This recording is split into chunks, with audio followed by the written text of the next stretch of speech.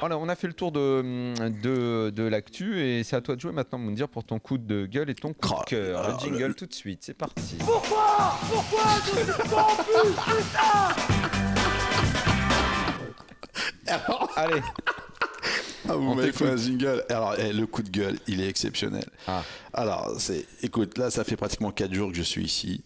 Et mon coup de gueule, c'est que j'en ai marre d'entendre tous les joueurs là où tu vas faire pipi, là où tu vas sortir pour acheter ton sandwich, que poker. C'est-à-dire que c'est juste invivable.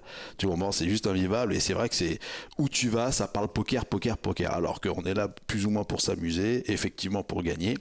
Donc voilà, un peu mon coup de gueule de Dublin. Et puis mon grand coup de cœur. J'ai beaucoup aimé ces joueurs qui parlaient poker. Attends, permets-moi de continuer à te poser sur ton coup de gueule. Tu veux dire que mais simplement pour Dublin ou en règle générale, est-ce qu'on peut pas aller un peu plus loin sur ton coup de gueule? Est-ce que le joueur de poker engagé dans un tournoi ne devrait pas, et peut-être que ça aiderait sa performance, et je vais poser la question à Pierre aussi, peut-être de sortir un petit peu de ça, de ne pas parler que de ça pour peut-être être un peu plus performant? C'est ça aussi que tu veux dire? Mais c'est exactement ça. Déjà, quand tu sors et que tu as perdu, en temps normal, t'aimes pas trop qu'on vienne te parler, ou bien t'aimes pas trop parler ce qu'on appelle de wine sur les mains que tu as eues ou que tu as faites. Donc forcément, t'aimes bien un peu avoir ce qu'on appelle le sas de décompression. Le chouiner, quoi, en fait. Tu t'en prends un peu au chouineur, quoi.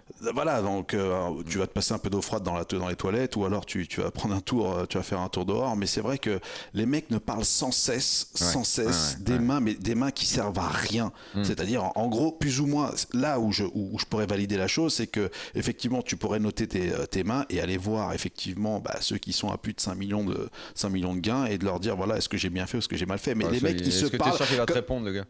En tout cas, faut lui poser la question, mais généralement, ils te répondent, sauf s'ils sortent sur un bad beat. Les gars, faut pas parler aux pros quand ils sont un peu vénères, comme on dit.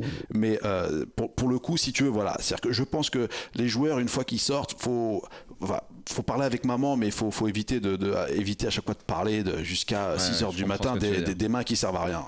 Pierre, qu'est-ce que tu en penses justement de ça? Est-ce que Moundir a raison et le mec, le joueur, doit pas rester complètement auto-centré là? Oui, complètement. Alors, non seulement il a raison pour la journée entière, mais même quand il sort du tournoi, il parlait quand il sort du tournoi, mais moi je sais que j'insistais énormément pendant les tournois, c'est-à-dire que pendant les tournois, ils jouent 2 niveaux généralement qui durent donc entre 1h30 et 2h, et ensuite ils ont un break d'un quart d'heure, 20 minutes.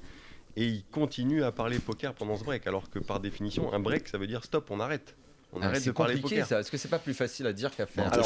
Alors c'est compliqué à faire parce qu'ils sont tous entre eux, et ils ont tous envie, comme il disait, de whiner, de raconter le coup qui s'est mal passé, tout ça. Mais il faut leur expliquer en fait qu'encore une fois, pour être très performants, s'ils veulent aller au bout du tournoi, il va falloir qu'ils soient capables. Ça sert à rien, comme dit Moundir, ça sert à rien. Non seulement ça sert à rien, mais ça fatigue. C'est-à-dire que ça puise de la concentration et de l'énergie dont ils vont avoir besoin s'ils vont au bout du tournoi et qu'ils jouent 10 heures dans la journée. Moi, j'avoue que ça, j'ai du mal. Tu vois. Dans les breaks ou même dans une partie entre amis, quand il y a le break, j'ai du mal à pas chouiner et à pas repenser au mauvais coup. Ça je dois bien avouer cette faiblesse-là. Toi qui joues beaucoup au tennis, là, on en parlait tout à l'heure, ou qui connais très bien le foot, ça serait comme si tu disais à Federer au changement de côté de faire 50 pompes et 10 sauts de kangourou, quoi.